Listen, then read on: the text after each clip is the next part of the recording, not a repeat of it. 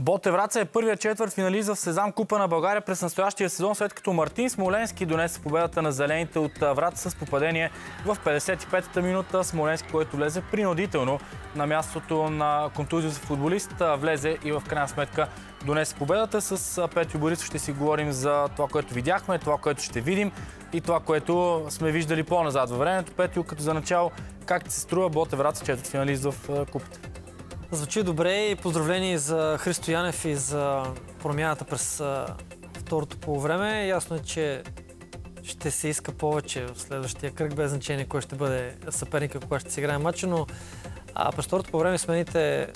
направиха разликата и се видя, че вече има индивидуална класа, която да направи Ботев малко по-остър, малко по-опасен, малко по-търсещ гола и всъщност това, което видяхме и говорихме на почивката, се видя много рано след нея, тъй като играта на скорост, особено при гола, много ясно се видя,